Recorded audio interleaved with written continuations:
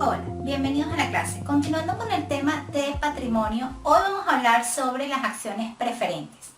Las acciones preferentes desde el punto de vista del título, valor, es bastante similar a lo que ya hemos estudiado de las acciones comunes o sobre las acciones comunes. Ahora, ¿por qué se emiten acciones preferentes? Evidentemente por una necesidad de efectivo, una necesidad de inversión de la entidad. Antes de recurrir a pasivos, a instituciones financieras, antes de recurrir a otra fórmula de pasivos que es la emisión de otros títulos valor que se llaman obligaciones y que generan a sus tenedores intereses, muchas empresas barajan la posibilidad de aumentar ese flujo de efectivo, de conseguir inversión, emitiendo acciones preferentes. ¿Cuál va a ser la principal diferencia entre una acción común y una acción preferente?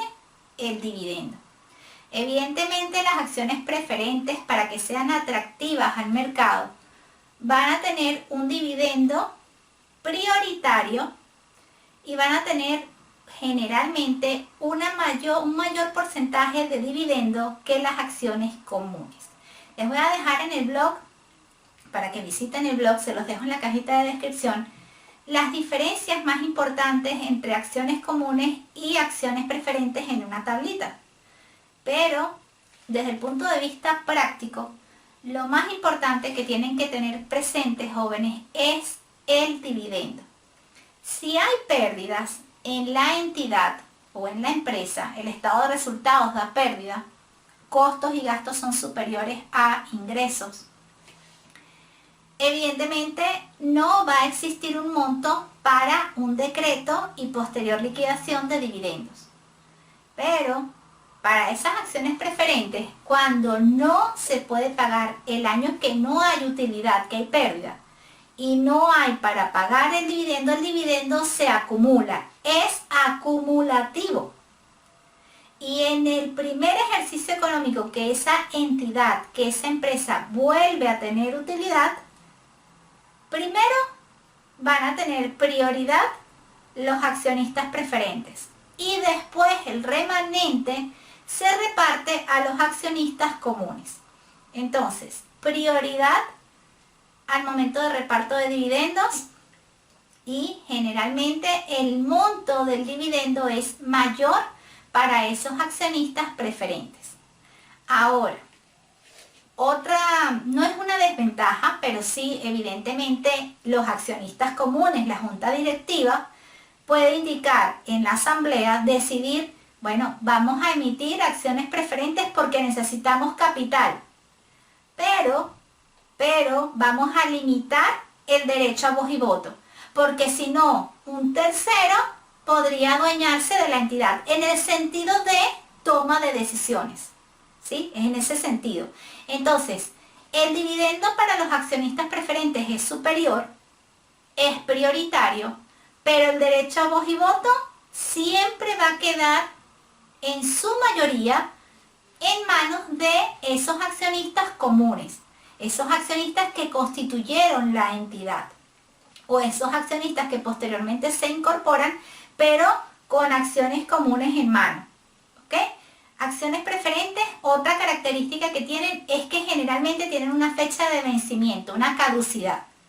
Se emiten acciones preferentes para los años 2000X0 a 2000X5, pero después vence. Después ya no existe ese derecho a dividendo prioritario, a mayor dividendo, ¿sí? Fíjense que es una fórmula a la que se recurre cuando hace falta inversión, cuando hace falta inyección de capital, pero no es algo que les sea atractivo desde el punto de vista de toma de decisiones a las entidades. ¿Ok? Una entidad como más sana está desde el punto de vista financiero es únicamente con acciones comunes, pero puede llegar un momento que en la fórmula patrimonial sea necesario incorporar a ese tercero, a ese accionista preferente. ¿Okay? Otra cosa, en el momento de una liquidación, ¿sí? Imagínense que la empresa por cualquier situación externa o interna se ve en la obligación de cesar operaciones y posteriormente liquidar. cerrar la empresa. Van a tener prioridad sobre los activos siempre los proveedores.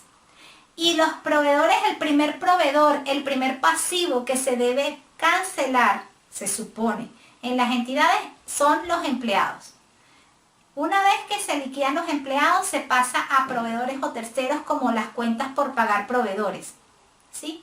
Y posterior a la liquidación de esos pasivos, van a tener prioridad los accionistas preferentes en el momento de la liquidación que los accionistas comunes, como una escala de preferencias o de pagos o de uso de los activos que queda en la entidad al momento de la liquidación. Este tema es súper interesante, es del derecho mercantil, pero es apasionante.